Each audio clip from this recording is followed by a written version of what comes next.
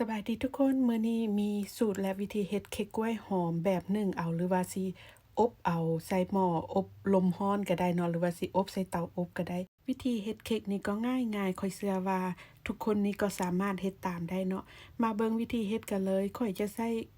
กล้วยหน่วยใหญ่ๆแบบนี้เนาะกล้วยหอมหน่วยใหญ่ๆแบบนี้3หน่วยถ้ามันไผใช้เป็นกล้วยน้อยอาจจะเพิ่มปริมาณขึ้นเป็น4หน่วยหรือ5หน่วยเด้อหลังจากนั้นก็มาบด กล้วยให้มันมุนละเอียดเลยเนาะถ้าไผบ่มีอันบดแบบนี้ก็สามารถใช้ส้อมก็ได้หรือว่าสิใช้เครื่องบดก็ได้เนาะบดให้มันมุนๆเลยหลังจากนั้นข้อยก็สิมาตอกไข่ไก่ลงไป2หน่วยเนาะแล้วก็จะตามไปด้วยน้ำตาลนี่ข้อยจะใส่อยู่5บวงแกงถ้ามันไผมักหวานกว่านี้ก็สามารถใส่เพิ่มขึ้นได้เด้อ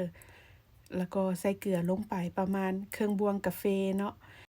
อันนี้จะเป็นเนยจืดละลายเนาะหาบวงแกงถ้ามันไผบ่มีเนยนี่สามารถเปลี่ยนเป็นน้ำมันพืชแทนได้เด้อหลังจากนั้นก็คนส่วนผสมทุกอย่างให้เข้ากันดีเนาะคนจนกว่าน้ำตาลมันสิละลายต่อมานี่ข้อยก็จะใส่กลิ่นวานิลาลงไปประมาณ1บวงกาแฟ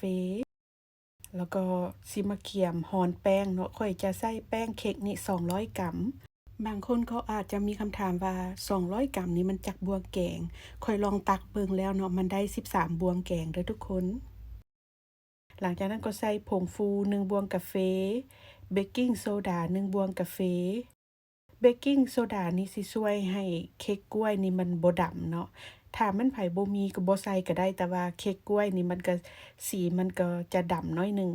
หลังจากนั้นก็ร่อนแป้งลงไปในส่วนผสมเนาะ แล้วก็คนทุกอย่างให้เข้ากันอีกบาดหนึ่งบัดนี้นะอาจจะใช้เวลา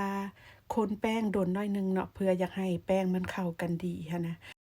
ต่อมาข้อยก็สิมาตักใส่ถ้วยฟอยล์แบบนี้เนาะข้อยสิตักใส่ประมาณครึ่งถ้วยถ้าไผบ่มีถ้วยฟอยล์แบบนี้ก็ใส่ภาชนะหยังก็ได้เนาะที่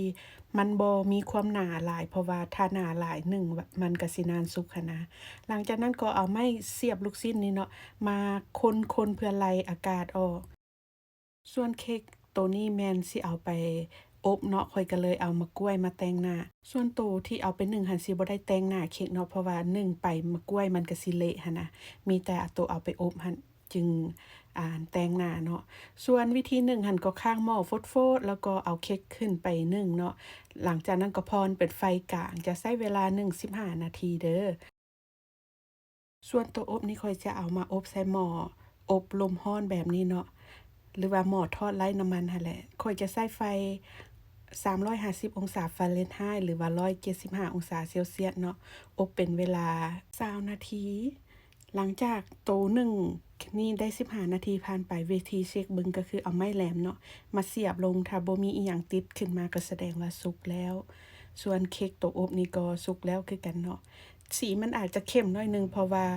ใส่หม้ออบลมร้อนมันสิสุกแต่ทางเทิงนำ ทางรุมมันสินานสุกก็เลยสีอาวเข้มน้อยหนึ่งสูตรนี้เนื้อเค้กที่ได้สิออกมานุ่มๆแบบนี้เนาะลองเอาไปเฮ็ดกินเบิ่งเด้อทุกคน